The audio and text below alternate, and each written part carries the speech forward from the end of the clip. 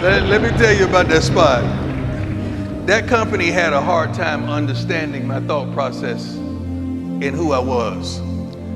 And when I told them my biggest fans are the youth, because sometimes people my age and people that look like me didn't really understand me. So I need to appeal to the youth, because the youth was the one going out there telling mommy, daddy, I want those shoes. Wow. I need you to buy those shoes. So my marketing hat was always on, even at an early age, in an early stage of my life. And I was always comfortable around kids. So it's not far-fetched to understand why I'm coaching right now, because I have an affinity for kids and trying to progress them to be professionals, not just professional football players, but professionals, period. I wish the day that the draft was held, the next day we had a corporation in the Fortune 500 draft. Because see, I want my kids to be out there, not just my biological kids, but my kids that play for me at Jackson State. We got 97% of these kids that are not going pro. What's going to happen to them? I need them to make a difference in life. I need them to be somebody. I need them to go and enhance their communities. I need them to make a change somewhere in life and to be great fathers and to be great parents and to be great kids. That's the mindset that I have for my youngsters. If there's, yeah, give it up. Exactly.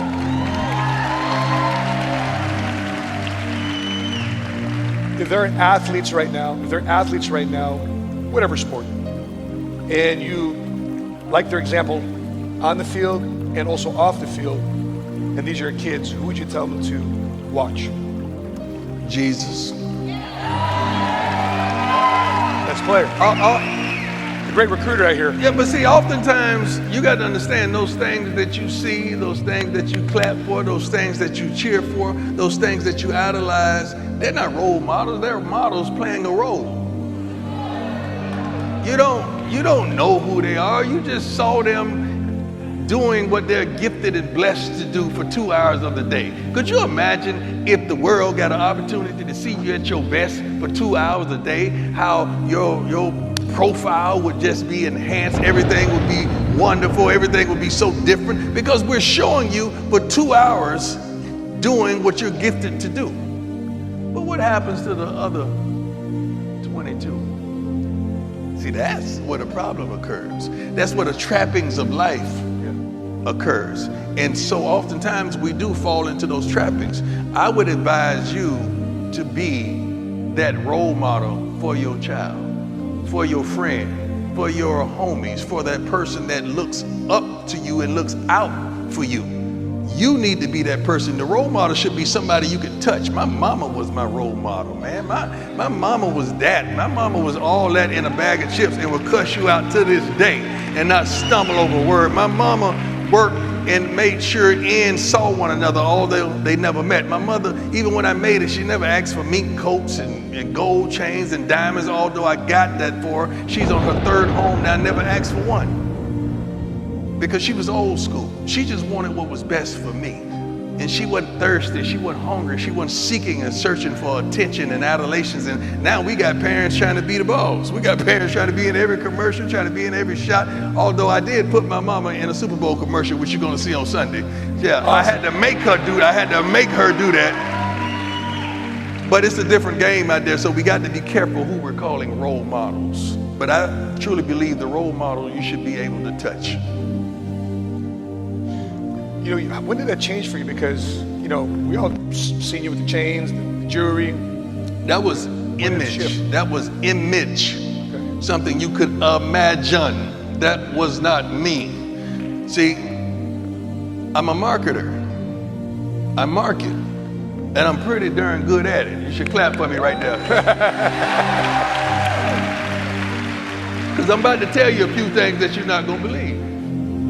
I created that persona. I created that character. I'm from Fort Myers, Florida. Anybody here from Fort Myers? Okay, let me tell you something, baby. When we grew up, the drug dealers were the guys. The rappers were the guys. What did they have? The gold chains, the flamboyant look, the flash, the whips. I gave the kids that, allowing them to know you didn't have to do that. So it was all persona and perception, and you had to believe what you want to believe. Now, let me tell you the truth of the matter. I stopped using profanity in 1986. No, I'm not done with telling you about prime. I'm in the third person now.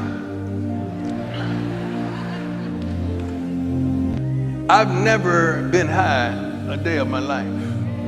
Hold on, I'm not done. I've never smoked or sipped a taste of alcohol, wine, or anything in my entire life.